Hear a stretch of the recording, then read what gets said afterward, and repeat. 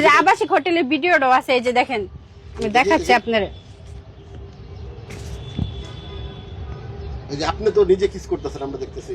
অবশ্যই ভালোবাসি, যে তো ও আমাকে করতেছে আমি ওকে করছি, এটা তো স্বাভাবিক হতেই পারে। তো সেও তো আপনাকে ভালোবাসতো আসলে, নালে তো ভালো যদি ওর বাসায় থেকে ও তো আমার বিয়ের প্রতিশ্রুতি দিছে, তাহলে ও বিয়ে করলো না কেন? তো এই ভিডিওতে দেখা যাচ্ছে তো আপনিও তাকে কিস করছেন, সেও আপনাকে কিস করছে। ভালোবাসি দেখি তো, এটা তো হচ্ছে বিয়ের প্রলোভনা দেখাই তো। এটা কে? মশিউর। মশিউর, তার সাথে কি ভিডিও? জি।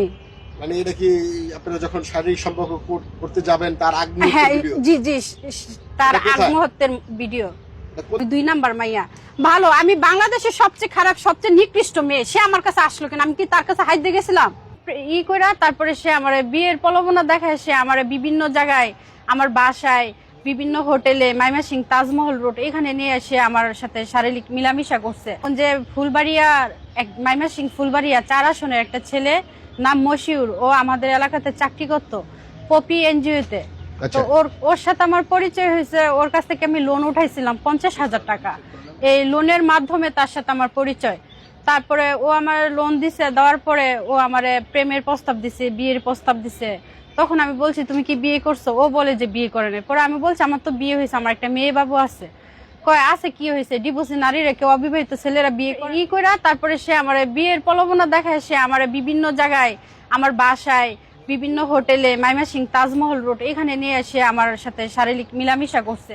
যে ওরে তো একটা মেয়ে তো নিজের ইচ্ছা দিতে চায় না, বুঝেন না? এটা নিজের ইচ্ছা তো দিতে চায় না, ও তো আমার ভালোবাসার ফান্দে ফালাইছে। তারপরে অনেক সময় সে আত্মহত্যার হুমকি দিত, যে না দিলে এই করবো সেই করবো, মরে যাবো। তখন ভালোবাসার ক্ষেত্রে হয়েছে, অনেক সময় জোর ভাবেই নিছে, আর অনেক সময় আপোষও দেওয়া হয়েছে। আমার নাম সীমামণি, আমার বাড়ি নেত্রকোনা, মোহনগঞ্জ থানা। তো আমি একজন ডিভোর্সি নারী। তো আমার সাথে একটা ছেলে প্রতারণা করছে, বলছে আমাকে বিয়ে করব। বিয়ের প্রতারণা দেখায় আসে আমার অনেকভাবে বুক বিলাসী করছে, করার পরে এখন বলে যে বিয়ে করব না। তারপরে তাকে আমি অনেকই করলাম যে বিয়ে করবা না কেন? বলে যে আমি আনম্যারিড ছেলে, আমি তোমার বিয়ে করবো না। আমি বলছি তাহলে আগে কি তুমি এটা জানিনা শুনে আমার ইতে তোমার পাড়া দেওয়া উচিত ছিল? পরে বলে যে জানিনা শুনে কি হইলো, আমার মন চাইছে তোমার সাথে মজা নিচ্ছি। তো এইভাবে তার সাথে আমার একটা সম্পর্কটা আগায় যায়। যে দর্শন করছে, যে মশিউর ক্লিয়ার দেখা যাচ্ছে না, একটু মানে যে তারপরে আরো দেখাচ্ছি আমি। আপনাকে যে দর্শন করছে প্রেমের নামে বিয়ে করে জি জি জি, প্রেম করে বিয়ে করতে চেয়েছিল নাকি? জি। তারপরে শারীরিক সম্পর্ক করেছে? জি, শারীরিক সম্পর্ক করছে। তারপরে আমি একটা জিনিস দেখাই, এখন কি বিয়ে করতে যাচ্ছে না? না, এখন সে বিয়ে করতে চাচ্ছে না। এখন বলে যে আমি খারাপ, এই সে এটা হেডা, আমি ভালো না। সে কেন আসলো?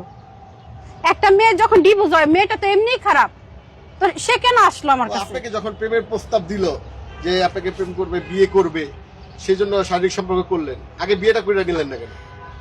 বিয়ের জন্যই তারা চাপাচাপি করতেছে, কিন্তু ও বলে যে আজকে না কালকে অফিসের লোক জানলাম আমার চাকরিটা চলে যাবে এসে।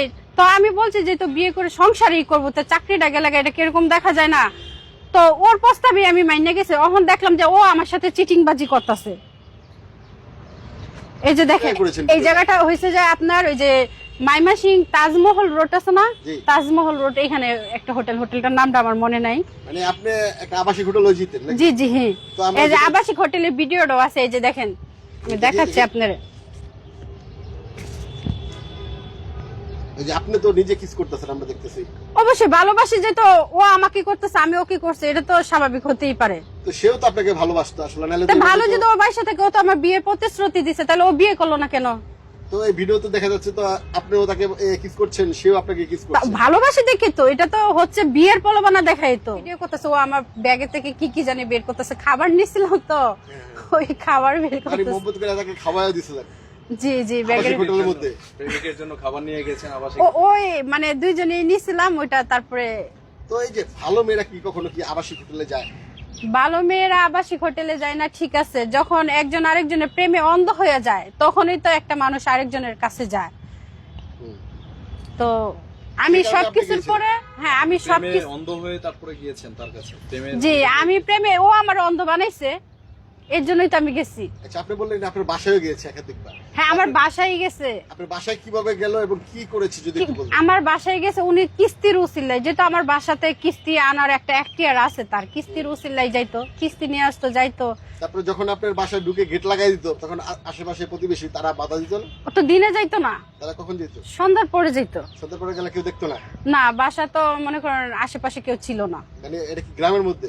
হ্যাঁ আর ওরে তো আমাদের এলাকার সবাই চিনে মোটামুটি, যেহেতু আমাদের এলাকাতে যেহেতু ও লোন উঠায় তো ওরে তো সবাই চিনে। তো লোন তো দিনে উঠে, রাতে কেন? ওই যে মানে অনেক মানে সদস্য আছে না, যে লোন ম্যানেজ করতে একটু দেরি হয়, দিতে দেরি হয়, 8টা 9টা বাজে, 10টা পর্যন্ত ওদেরও